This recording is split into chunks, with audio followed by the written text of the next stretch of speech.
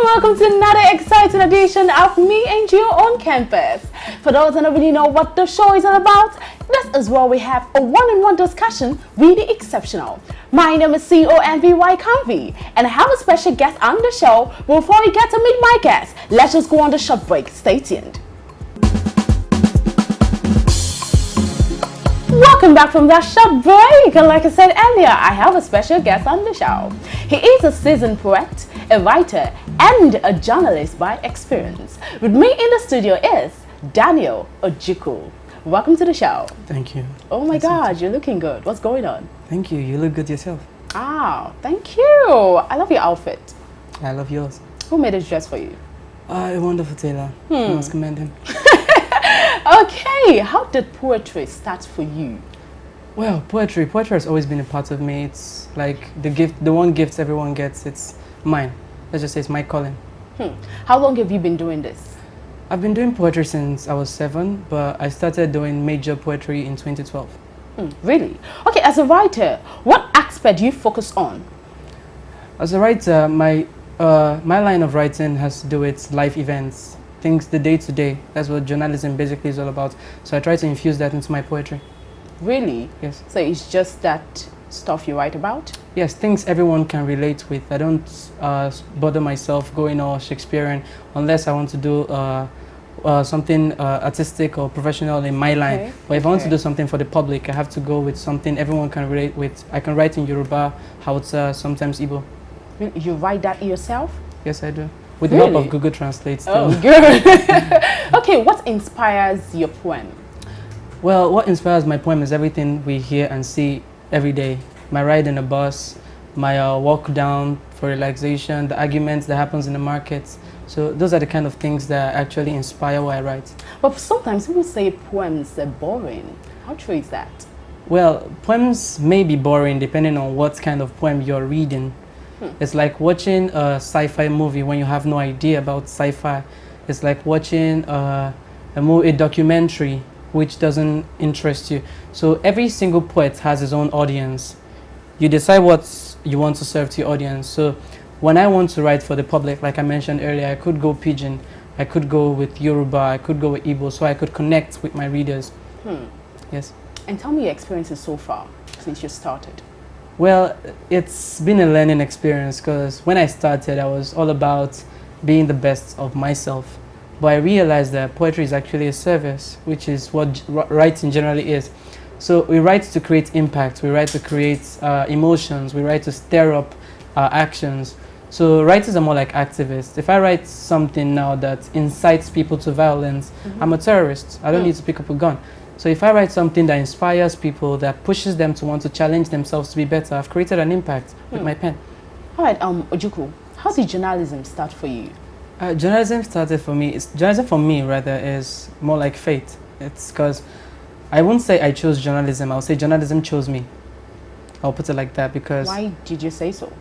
Well, journalism wasn't really my first option. Really? Yes, it wasn't really my first option. So tell us your first option. Well, when I started, I just wanted to do art. I just wanted to do anything artistic because I've always been a writer. So. You know how Nigerian families are. You have to do science. You know mathematics a lot. And I'm like, no. It shouldn't always be about mathematics and the science of it all. So I just had to go with art.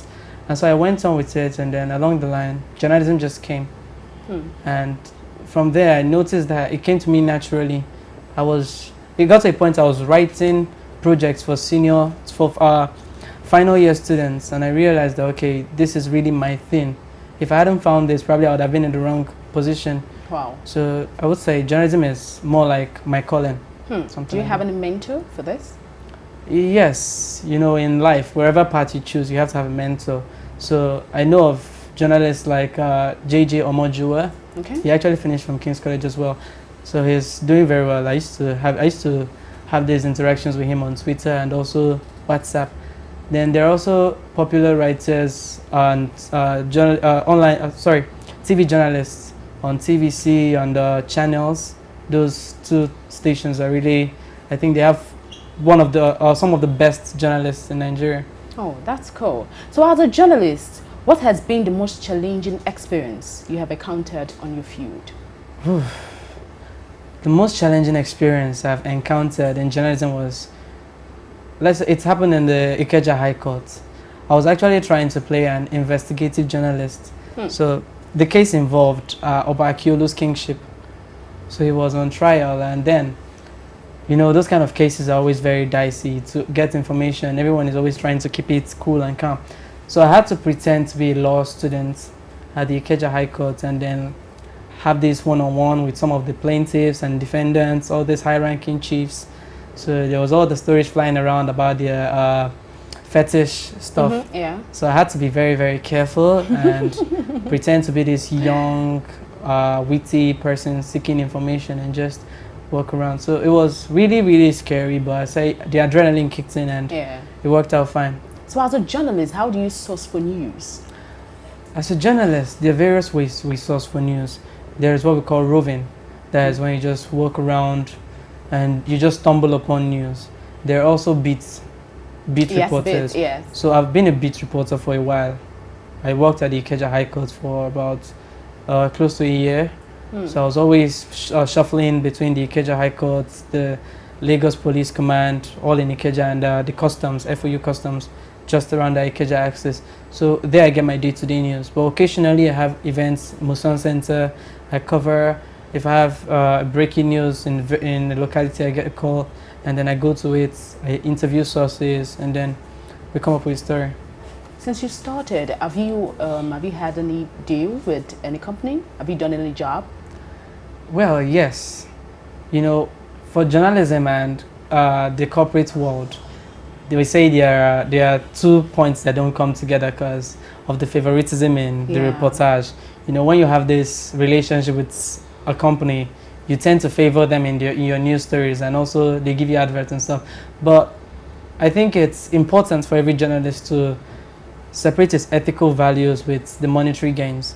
So I've had dealings with some companies I cannot mention, but at the end of the day, it was down to me. Let's say, since I didn't have that bond like that with my news outfits, so it was easier for me to say, okay, let's do this objectively. But when a journalist has gone over the years with his news outfit, he tends to have this shaky journalism. But sometimes people say journalism is all about favoritism. Is it really? Is it possible? That's a person's opinion. Everyone has their opinion. If a person decides to make journalism about favoritism, it's his choice. If a lawyer decides to lie, it's his choice. Not all lawyers are liars. Really? Yes. So a person might decide to favor this person because it brings you adverts. Fine, it keeps your money in the bank, keeps cash flow coming in. But at the same time, you're harming the public. I won't say you doing it makes you unsaintly, but sure, you have to keep money in your pocket. It's a profession. At the same time, it's a service. So to me, I would just say, if the story has human interest value and can affect the public positively or negatively, you have to consider the larger picture. You have to tell yourself that you're called to a service first before you pay attention to your pockets. All right, okay. All right, this is all we need to go on a short break, and when we come back, we proceed.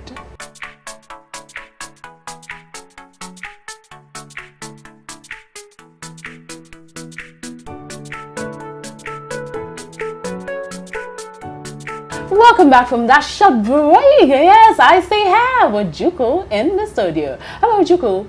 Aside all this, aside the three things you do, you're a poet, you are a journalist and a writer. What other things do you do?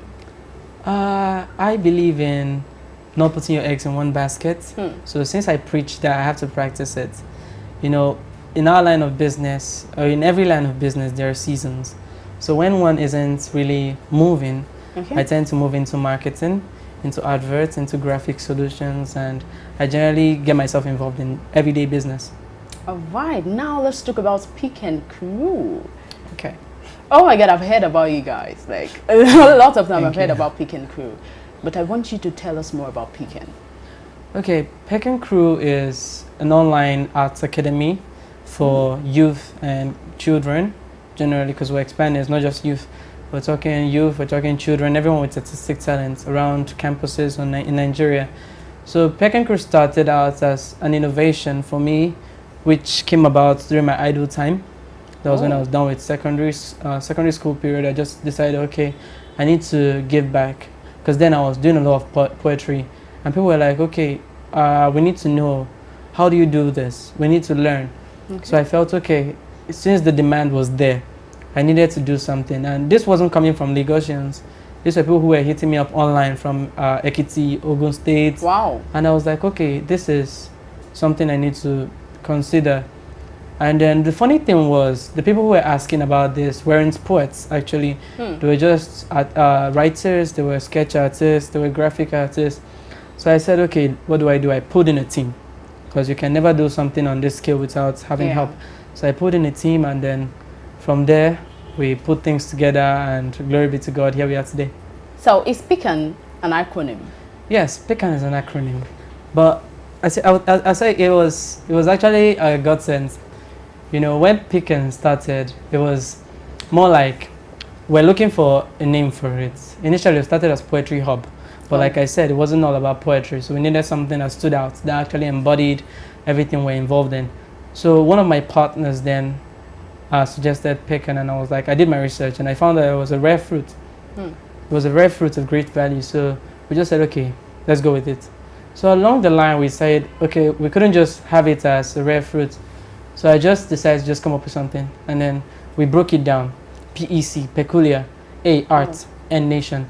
Peculiar Arts Nation Crew. So that's how it came about, yeah. So how do people get involved in it? Pecan Crew is online. But the thing is, over the years, we've been having influx of people coming in, and then after some time, they just go out and do their own thing. So we realized that, okay, this isn't really representing us well. So nowadays, we handpick ourselves. Okay. We spot someone with this kind of talent. I say, okay, come on board. And then I went the extra mile to learn a whole lot of this artistic talent. So I no longer do just poetry. I did sketch arts. I do article writing. I do script writing, graphic arts, video and motion graphics. So with this kind of experience, I know that, okay, whenever anybody comes up to me, I can mentor that person instead of just linking him to someone else and they go ahead and get exploited, something like that. So when was Pecan Crew found? Pecan Crew started April 3rd, 2015. Oh. So we're 3 years now. Okay, now let's talk about your experiences, like being the ex-vice president of Amacus. Okay, being ex-vice president of Amacus, wow. That was, it was something else. Really? It was something else. Anytime I look back, sometimes I tell myself I could have done a whole lot of things differently, and a whole lot of things I'll still do the same. When we go into school, we tell ourselves, I just want to read my books. I do not want to get myself involved in all the extra things. But I think I was blessed to the point that I didn't resume early. But when I finally resumed, that was the same day we had the elections for governorship. And someone actually pushed me out and I was elected. When we had our SRC, they were like, Governor, your class isn't bringing representatives. What happened? So the day I bought my form, 2 other people bought their forms. And then when the vice presidential elections came about, 3 people wanted to pick up the form, but we were like, okay, you should take it. And when I took up the form, everyone just dropped. Everyone just dropped ambition. They were like, okay, you're the right person for the job. So are they scared? Not scared, per se. I won't say they were scared. I would say I was favored to the point where I had this influence. I had 2 awards for most influential from the same Yabatek. So I had garnered this reputation on campus. So the influence was there just by being myself. So it was easier to say, okay, yes, I accept. It was not like I was vying for it, but I accepted the position. It was a tough ride, honestly. Working with a team is very, very tough. It's one of the toughest things. When you make decisions for yourself, it's easier. But when you make a decision and people do not see your bigger picture, it's always tough. But at the end of the day, you realize that the other person's idea might actually have been better. Yes. So okay. It was very good. Okay. How many books have you written so far? I've written 2 books. Two to date, books. yes. What are the names? First Straw and Who Did It. What's it all about? Who did it? The name sounds. Who did it? Well, I'll say I love doing things in a peculiar fashion. So when you hear of Who Did It, it's kind of you ask so many questions like, what's this about? Yes. So Who Did It is actually a book. It's actually about security agents. It's actually about national security. It's a sci-fi with adventure all around it. It talks about a man and who had a friend, and then they are involved in some national conspiracy, which ends up having his friend killed and him being framed for it. Wow. But the funny thing about it is that the man's name is Innocent Who. So the main question is, who did it? You're wondering who, as the best friend, did it, and you're also wondering who did it. And now the twist is, who is innocent? Like the man named Who is innocent, and his name is actually Innocent Who. Wow. Yes. When was this book published? We had it early this year. That was around May, June. Really? Yes. That's nice. Okay, after your ND at Yaba Tech, what is the next step for you? Okay, yes. I did make the decision to go to Uniport to pursue a career in theatre arts. But then along the line, I had to run some projects in Lagos, so I had to defer. And then I'm supposed to have been there this year, but at the same time, there's a whole lot of stuff to do in Lagos. And I've been given the same thing a whole lot of people chase after the BSc. So since I have this opportunity, I believe it's a calling I have to pursue. So I just further my studies here in Lagos and still pursue my ambitions here in Lagos instead of going to start fresh. Okay, you were politics. You're a politician while in school. So I want to ask, what is your take on the not too young to run movement? The not too young to run bill is, in my opinion, it's a fallacy. I do not believe in it. Really? Yes, I do not believe in it. You know, you say not too young to run. If you peg that age bracket at 8, it's still useless. Because the way our Nigerian political sector is set up right now it's too fashioned to support a certain sect. You can't say something is not too, you can't say we're not too young to run, and then you put the nomination forms at 12 million, 45 million. Now, how does a 22-year-old, 30-year-old raise 22 million, 45 Come on, million? you should have supporters now that can help you. And then aside that, you're talking about people who are bribing their ways. Let's not deceive ourselves. This happened. They bribe their ways to gain elections. We know of people who paid their way in conventions. Thousands of dollars spread around. So our government is run by money. You can't say a politician works so many years, invests so much in a party, and then all of a sudden he wakes up one morning and says that kid should run for presidency. No. They believe they have paid their dues. Godfatherism might not end. It's the way it is. So there's a whole lot. We need to consider education bills. We should consider enlightenment bills. We need to tell ourselves we shouldn't have Igbos, Yorubas, Hausas. It's wrong. You can't go to the US and find an Ohio person calling himself one tribe. You can't find someone from Illinois calling himself one tribe, Michigan and so on. They're all Americans. The moment we realize that we are all Nigerians, instead of saying, I'll wait till 2023, my brother will run. I'll wait till 20-something, a Hausa man will run, an Igbo man will run. It's wrong. We have to realize that we are Nigerians and run for Nigeria. So are you trying to tell me that the movement can be effective in Nigeria? The movement can be effective after a whole lot of steps have been taken. You can't jump. Okay. You can't take that leap and just get there. America didn't get there in a day. It took a whole lot before a black man could run for office. It took a while before a young man could gain office in the Senate in the US. So we need to correct some ills first. Correct the issue of education. It's very, very important before we even think of poverty. When we can address education and get some people enlightened, some people won't take bribes and we'll get the right person in office. Okay, briefly, what is OJD all about? OJD, I love being creative about a lot of things. So luckily for me, my name is Ojukwu Daniel. But aside that, I believe I am outstandingly just different. So that is what OJD is. And it's a concept. Yes, outstandingly just different concepts. That's where the graphics and video go into. Okay. So I handle that alongside a friend of mine, Ozioma Wankwo. So both of us together, we do brand, we promote brands. So we do promotional ads, we do pictorial content, graphics content that portray a brand in the marketing light. Okay, what advice do you have for upcoming poet, aspiring journalists and writers? Okay, my advice is the same advice I give myself. Stay true to yourself and then be the change you want to see in the world. You can't just preach something and not practice it. You can't just wait for something to happen. You have to effect the change first. So finally, where do we see Pecan Crew and OJD Concept in the nearest future? Pecan Crew and OJD Concepts. Well, you're going to have them on your TV screen. You're going to see them on every billboard. So that's the dream. That's the dream. All right. Okay, this is where we need to go on the music break. And when we come back, it's the Hot Seat segment. Okay, welcome back from that music break. And this is the Hot Seat segment. Who's excited? Well, I am. OJD, are you ready? Yes, I am. Always. Okay, just stay relaxed, okay? We'll try. All right. So I have 3 questions for you. You just get to answer me. Okay. So are you ready? Any options? No options. Okay, let's do this. Okay. What is as big as you are and yet does not weigh anything? As big as I am, a shadow. Really?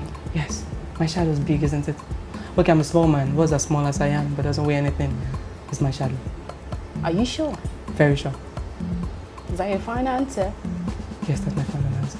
Why are you catching cold? Calm down now. Is that your final answer? I believe it's my final answer. Aww. I got it this time. Okay, you got it. Okay, kudos. Well, we still have 2 to go. Okay. Are you ready? Let's do this. Okay. The second one. Imagine you are in a sinking rowboat, surrounded by sharks. How would you survive? If I was in a sinking boat, surrounded by sharks, how would I survive? What am I surviving? How do I survive? Surrounded by sharks. Who survives that? Okay, I'll stop imagining. You know? Really? Yeah. You say I should imagine now. Go see. What kind of guy are you? Oh my God. What kind of guy are you? What is going on? Oh my God. Okay. You got it. Anyway, I said stop. Imagine. Well, you got it. Stop imagining. Yeah. Okay. I'm scared. You should.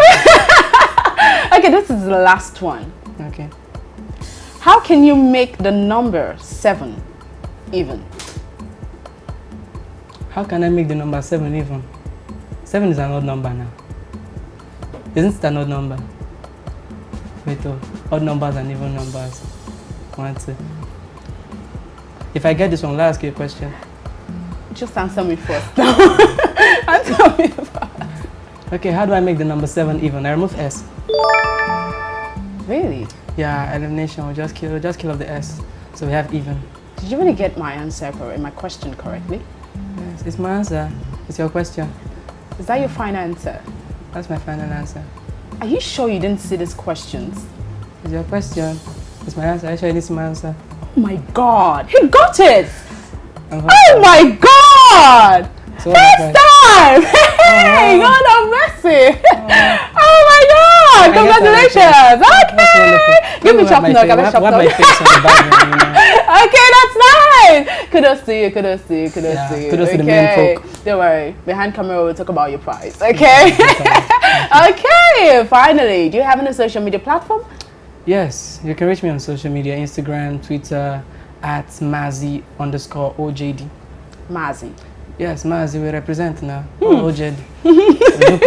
What state are you from? I'm from Abia State. Okay. Abia, on YouTube. Mazi, that's why you're in this. Oh, no, Mazi, man. Oh my God, thank you so much, Mazi. Thank you very much. Okay, this is where I need to wrap up the show. And I'm sure you guys enjoyed every beat of the show. Yes, can you imagine? I actually got all my questions Wow! Well, thank you so much for watching. I appreciate it. So if you have any comment and a suggestion, just send us a mail. You will see Gmail account scrolling down the screen. Then you can also follow me on Instagram at @meandyouoncampus_ng. Then if you feel like following me personally on my IG handle, it is @Iam_Convy. I love you all. Make sure you always be the best you want people to look up to. I love you and have a wonderful day.